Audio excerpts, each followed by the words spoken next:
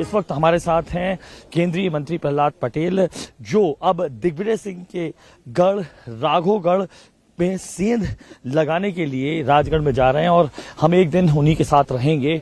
चुनावी मैदान में किस तरीके की दिनचर्या पूरी रहती है प्रहलाद पटेल जी की, एक दिन हम फिर से साथ रहेंगे। हमें केंद्रीय मंत्री प्रहलाद पटेल के साथ आसमान पर जो अपनी चुनावी सीट नरसिंहपुर के अलावा भी प्रदेश के तमाम हिस्सों में घूम रहे हैं। पिछली बार हमें मिले थे कमलनाथ के गढ़ छिंदवाड़ा में, इस बार जा रहे हैं दिग्विजय सिंह के गढ़ राजगढ़ में सेंध लगाने के लिए। और हम बात कर लेते हैं सर, आसमान पर तो हम उड़ रहे हैं लेकिन आप लगातार दौरा आपने इतने दिनों कर लिया है, जमीन पर जनता का मिजाज दरअसल क्या दिखाई दे रहा है आपको?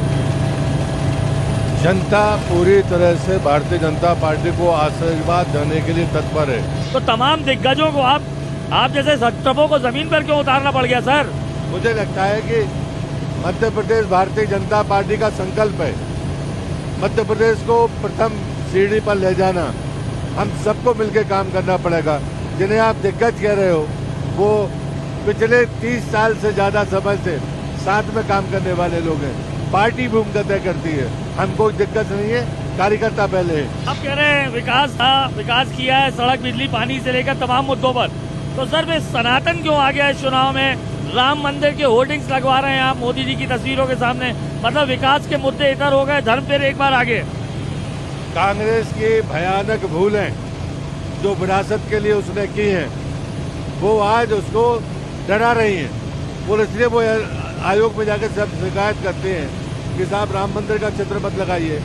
भाई राहुल गांधी को याद करें, वो जिन्होंने कहा था कि भाजपा मंदिर बनाएगी लेकिन तारीख नहीं बताएगी। अब हमने तारीख बता दी है तो फोटो तो छपेगा, दीपावली मनाई जाएगी।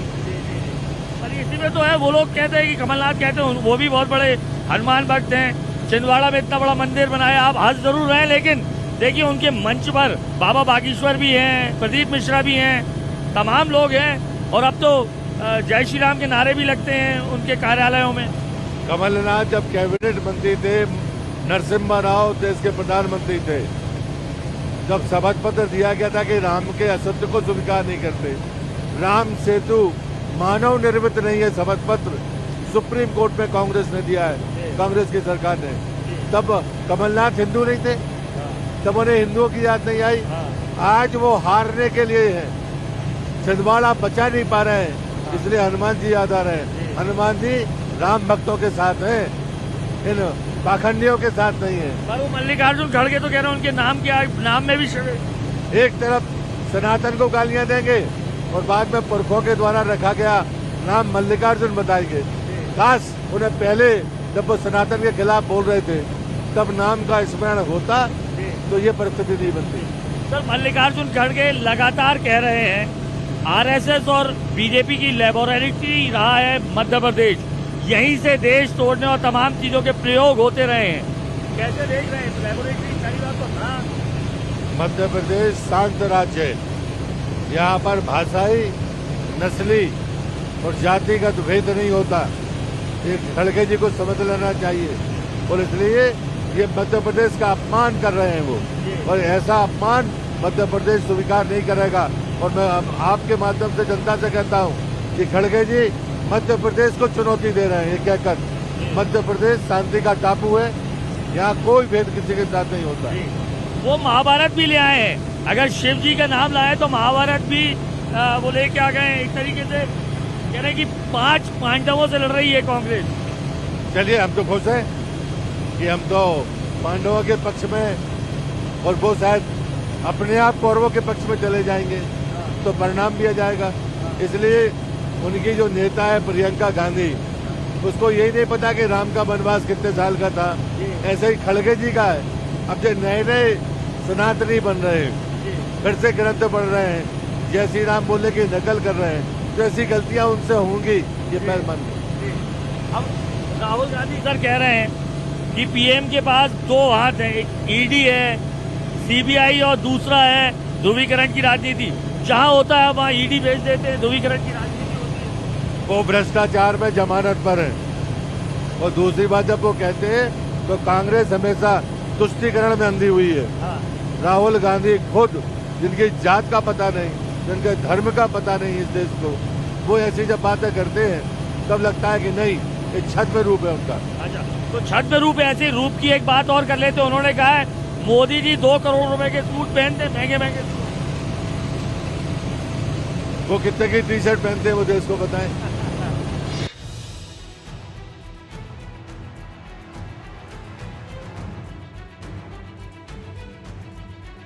कांग्रेस की तरफ से अगर मल्लिकार्जुन खड़गे, राहुल गांधी और कमलनाथ के साथ प्रियंका गांधी चुनाव मैदान में हैं, तो बीजेपी ने भी मोदी, अमित शाह के अलावा तमाम क्षत्रपों को मैदान में उतार रखा। और इस वक्त हम प्रहलाद पटेल के साथ उस ग्राउंड पर हैं जिसे फतेह करने की तमन्ना हमेशा से कांग्रेस पे की रही है। हम हैं इस वक्त राजगढ़ जिले की ब्यावरा विधानसभा के गांव सोतालिया में, जहां पर आप प्रहलाद पटेल को अब देख रहे हैं सामने। दरअसल यहां की 5 सीटों में से, राजगढ़ जिले की 5 सीटों में से 3 पर जो है वो कांग्रेस का कब्जा है। इसीलिए तमाम वोटर्स को साधने के लिए, ओबीसी वोटर्स को साधने के लिए प्रहलाद पटेल जिस तरीके से प्रदेश के तमाम हिस्सों में जा रहे हैं, उसी तरीके से अब ये दिग्विजय सिंह के इस गढ़ में सेंध लगाने के लिए आए हैं।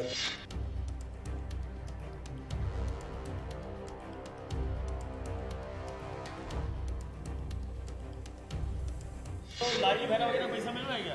Proper time to time. ऐसा? हाँ। अच्छा, क्या लग रहा है और बाकी योजनाएं वगैरह कुछ काम वगैरह हुए हैं? हाँ, बहुत सारे काम हुए, इसीलिए तो इतने सारे लोग और यहाँ इकट्ठे हुए हैं, और हम लोग भी इसीलिए आए हैं। अच्छा, पैसा ऐसा मिल रहा है कचू?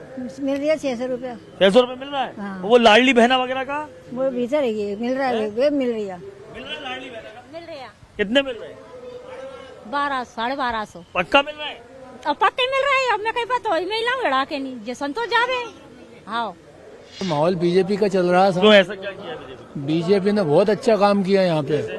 लाडली बहना योजना, बिजली नहीं थी पहले, बिजली आई है। उसके बाद में रोड नहीं थे, गड्ढे थे सीएम दिग्विजय सिंह जी के टाइम पर। अच्छा, अरे दिग्विजय सिंह का गढ़ है यार ये। अरे दिग्विजय सिंह जी गढ़ है, फिर 2.5 लाख से क्यों आ रहे वो वहाँ भोपाल में? कुछ काम आम है? लाडली बहना वगैरह मिल रही है योजना? मिल रही, सही में मिल रही है? कुछ काम किया है? किसका माहौल लग रहा है आपको? मेरी जनता पार्टी। जनता पार्टी का लग रहा है? दूसरी दीपावली होगी 3 दिसंबर को,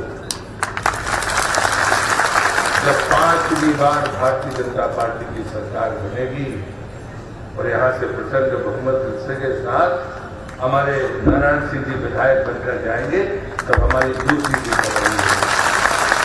और तीसरी दीपावली होगी जिसे सिर्फ मध्य प्रदेश नहीं मनाएगा, न सिर्फ देश बल्कि दुनिया में रहने वाला हिंदू महादीपावली मनाएगा, जब अब प्रधानमंत्री 500 साल बाद रामलला अपने भव्य मंदिर में विराजमान होंगे, उनकी प्राण प्रतिष्ठा होगी, और 22 तारीख के बाद अयोध्या की धरती पर जो भी जाएगा वो राम के दर्शन भी करेगा और पूजन भी करेगा। हमसे ज्यादा भाग्यशाली होगा। 450 साल में 4 लाख हमारे पुरखों ने बलिदान दिया। 75 साल की आजादी पर हम संघर्ष करते रहे, हमसे सवाल पूछे जाते रहे, हमारे नौजवानों को अयोध्या की धरती पर मारा गया। क्या सच्चाई नहीं है? क्या इतिहास का हिस्सा नहीं? कांग्रेस के लोगों से मैं पूछता हूं, आपकी मर्जी और आपकी मंशा क्या है? कहीं ना कहीं ये बहुत छोटी चीज नहीं है। मैं आपसे पूछता हूं, अगर देश के प्रधानमंत्री नरेंद्र मोदी ना होते, उत्तर प्रदेश के मुख्यमंत्री योगी जी ना होते और न्यायालय फैसला दे देता, तब भी क्या मंदिर बन जाता? मैं पूछता हूं। मध्य प्रदेश के लोगों को भूलना नहीं चाहिए।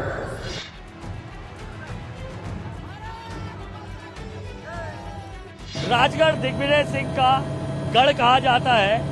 5 में से 3 सीटें कांग्रेस की पास है।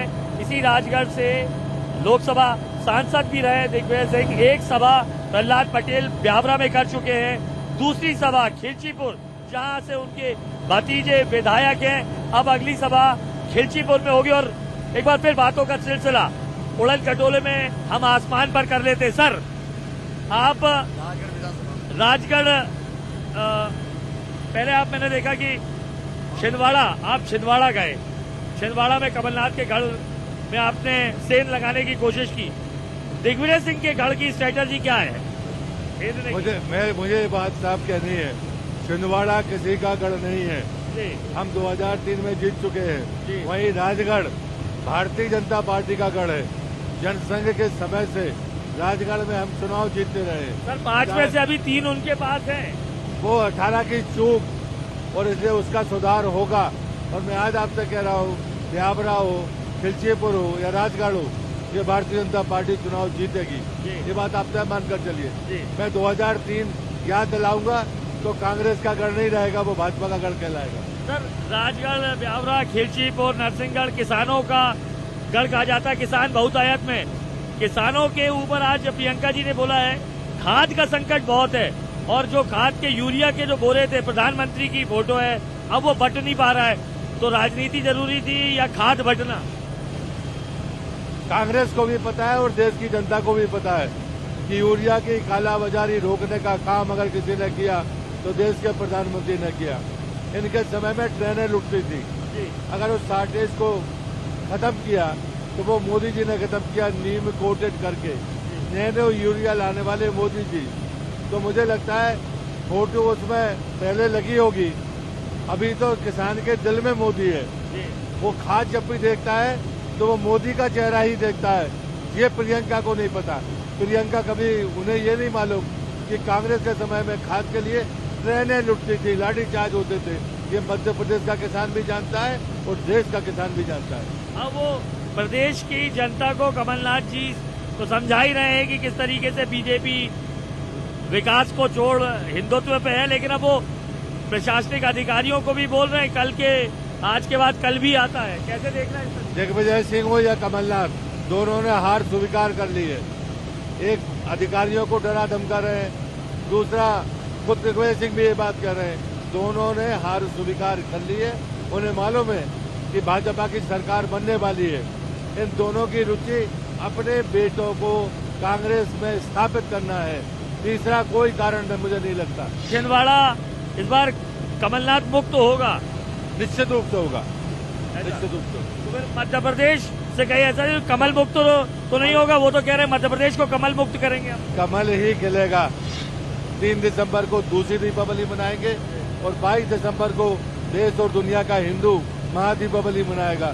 तो ये तो मानकर चलिए कमल हमारे हाथ में होगा, जनता के हाथ में है, जनता के दिल में है, और हम तीनों दीपावली मनाएंगे। आप दीपावली की बात कर रहे हैं तो नरक चतुर्दशी की भी बात कर लेते हैं। आपने नरक चतुर्दशी के दिन संकल्प पत्र जारी किया, अब उनका कहना है नरक चतुर्दशी के दिन आप लोग कर रहे हैं संकल्प पत्र। कांग्रेस ने हमेशा नरक दिखाया है, हमने तो स्वर्ग की कल्पना दी है, रामराज्य की कल्पना दी है, और इसलिए हम रूप चौदस मानते हैं।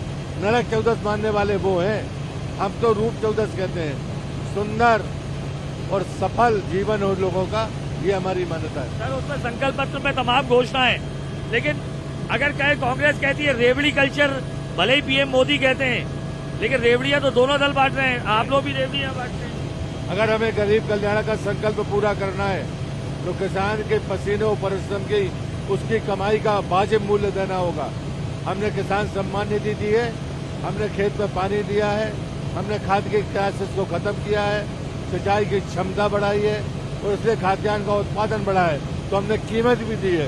ये रेवड़ी नहीं है, ये किसान के पसीने की वाजिब कमाई है, और इसलिए दोनों में अंतर है। और इसलिए हमने किसान को संसाधन भी दिए और उसकी उपज की उचित कीमत भी दी है। सर आपने कीमत की बात की, एक सवाल और आ जाता है। कांग्रेस कहती है कि मंत्री पुत्र का आपके जो आपके सहयोगी भी हैं, उनका एक वीडियो वायरल होता है, 100 करोड़ कभी 49 करोड़ की बातें सामने आ रही है। ऐसे तो आपकी ईडी सीबीआई हर जगह पहुंच जाती है, लेकिन जब बात केंद्रीय मंत्री की आती है तो ये ईडी वहां नहीं पहुंचती। क्या कहेंगे आप? नहीं, कांग्रेस उस पर मैं बयान दे चुका हूँ, उसकी पुनरावृत्ति करना नहीं चाहता।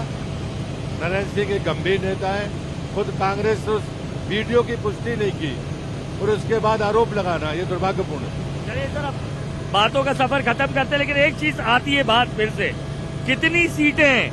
आप घुमाएंगे नहीं, आप सीधे बताएंगे कितनी सीटें को आंकड़ा है? मैं घुमा नहीं रहा हूँ, दस्तावेजी रिकॉर्ड है। दस्तावेज में 2003 का आंकड़ा 2023 में दोहराएगा। 2003 में 173 और 38 थी, 173 उनके पास 38। हाँ, मतलब आपकी बार 200 बार टाइम लगा रहे हैं आप? नहीं, मुझे लगता है मैं तथ्यात्मक बात कर रहा हूँ। जी। मात्र शक्ति हमको ये परिणाम देगी। तो एक आखिरी सवाल, जब चुनाव के परिणाम आएंगे और अगर बीजेपी आती है तो क्या मैं ये कह सकूंगा कि अनुराग अमिताभ भावी बीजेपी के मुख्यमंत्री से बात कर रहा था? मुझे लगता है कि ये अटकलबाजी है। भारतीय जनता पार्टी फैसला करती है। हम 3 तारीख के परिणाम का इंतजार कर रहे हैं। 5वीं बार सरकार बनाएंगे, मुख्यमंत्री भाजपा का होगा।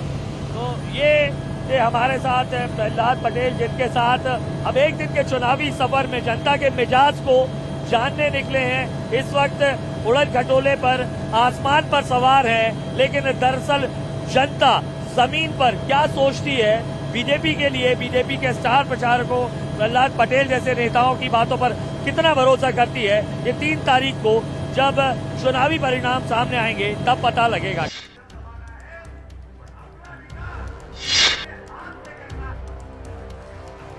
तस्वीरों में आप देख सकते हैं तमाम ऐसी जगहों पर जहां पे ओबीसी वोटर्स जो है वो बाहुल्यता में है, वहां पर भेजा जा रहा है प्रहलाद पटेल जी को। तमाम लोधी वोटर्स को साधने के लिए ये कवायद की जा रही है। मध्य प्रदेश में तकरीबन 2 दर्जन जगहों पर लोधी वोटर्स अपना जो है वो बाहुल्यता रखते हैं और वोटिंग परसेंटेज ज्यादा होने के चलते तमाम ऐसी जगहों पर पहुंचाया जा रहा है। तस्वीरों में देख सकते हैं इस वक्त ये जनसभा को संबोधित किया जा रहा है। तमाम उन जगहों पर पहुंच रहा है जो कांग्रेस के कब्जे में नहीं है और तमाम बड़े बड़े शत्रुओं को उतारकर जनता को ये संदेश देने की कोशिश की जा रही है कि जब बड़े नेता मैदान में हैं तो बीजेपी उस सीट को जीतने की पूरी कोशिश और कवायद कर रही है।